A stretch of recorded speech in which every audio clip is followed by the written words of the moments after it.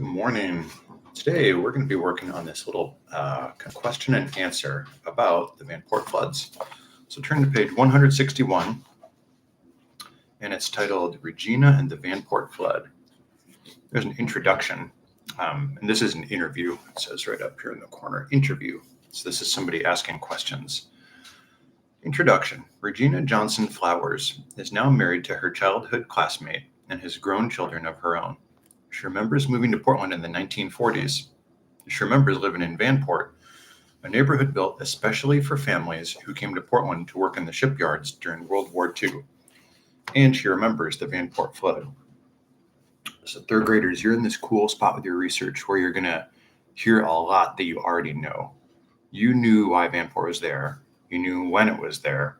And you also know what's going to happen. Here's your job today. Is to go through and look for at least 3 details that you can add to your writing from the other days. Maybe you're just going to write a whole new paragraph. Maybe you'll write a paragraph about Regina Johnson Flowers and tell her story. Or maybe you're going to pick some details that could make your other paragraphs even better. So you're on the lookout for new details here.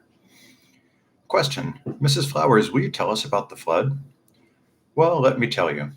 At the time of the Vanport flood, I was 13 years old and ready to get out of grade school. I had my beautiful outfit that Mom had gotten me. We were looking forward to the most exciting time of our lives. I don't think we really believed that Vanport was going to flood until we began to see the water in the back of the sloughs. We would go up the embankment, and look over there, and we said, "Ooh, that water is really high. Do you think this water is going to flood?" And we would talk about it. And we would talk in school about it. Is the water going to cross the dike? No. You see, our parents did not talk to us about the possibility of a flood because they didn't want us to panic.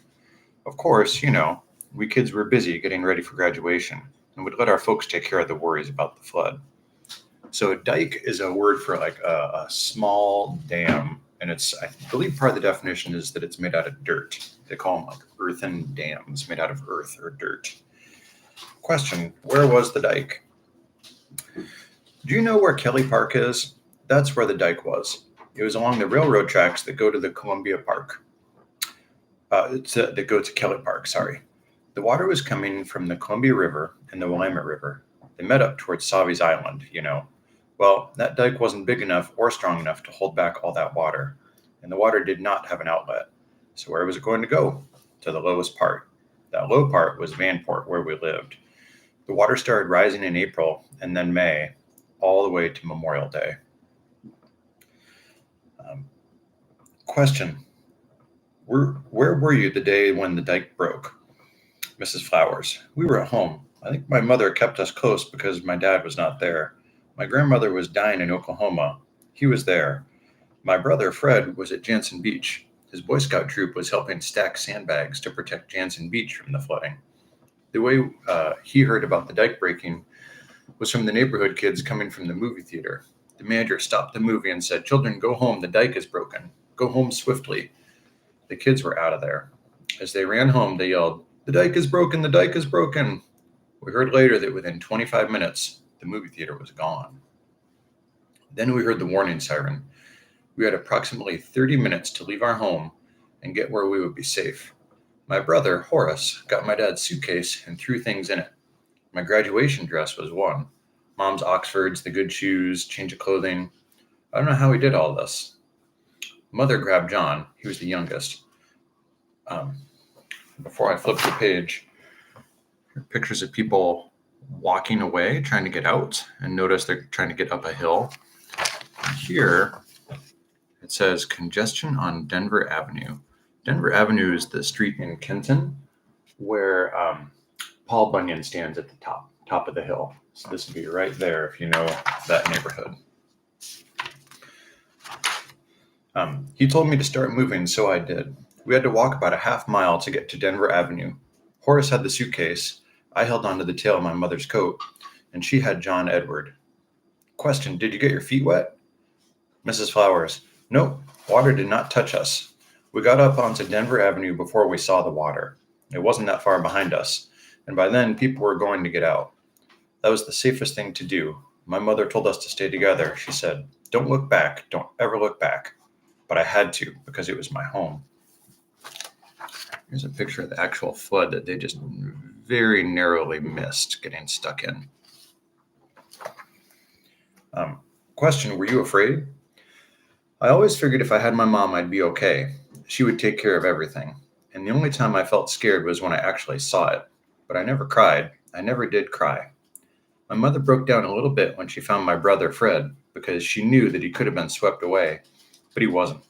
It took us about until 3 o'clock the next morning before we found him. Imagine how scary that would be. We went from one Red Cross center to another, and finally we found him in a church. We found him doing fine, doing just fine. The water had broken through at Jansen Beach, and he said he was in the water for about 2 hours. Then a boat came along, and they picked him up and put him on dry land. He was a little fighter. Last question. Did your apartment really wash away? Well, I'll tell you what it did. Our apartment was facing in one direction, and the water picked it up and spun it around. We went back in July and took some pictures. All the units had been identified with numbers painted on the roofs. Our number was 2805. We found ours in no time at all. The door was still locked, and we had to have special permission to go in. Everything was there, just as we left it. So that was one of the big problems, was that these homes were not built to be permanent homes. When you do build a permanent house, you pour a foundation, that's the concrete that's kind of underground, and then the house goes on top of that. And now we actually attach them to that too. So there's no way that a flood could spin it around or an earthquake could shake it off. These houses were meant to be temporary. Think about those sheds that some people get for their backyard to keep their lawnmower and tools in.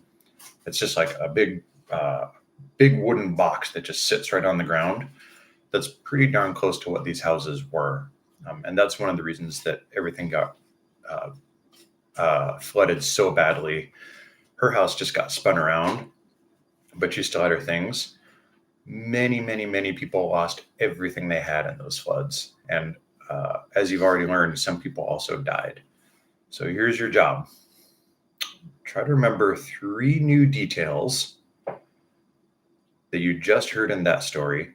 And you're going to pick, do I want to write a whole paragraph about her experience? Or do I want to go back and add to my writing from the other days? Add some more details there. The things that I think might jump out would be the fact that they had to try to get up Denver Avenue. That's a landmark that your readers probably will know, and that'll make the story come to life for them. Maybe talk about how they had 30 minutes total to get whatever they could and evacuate. Maybe it could be something about how people didn't really think it was going to flood. And that story gets a little tricky because some people say that they lied about whether it was going to flood. There are some stories out there saying that people knew definitely it was going to flood, but they didn't give them enough warning on purpose. All right. I can't wait to see what you write. Send me a picture.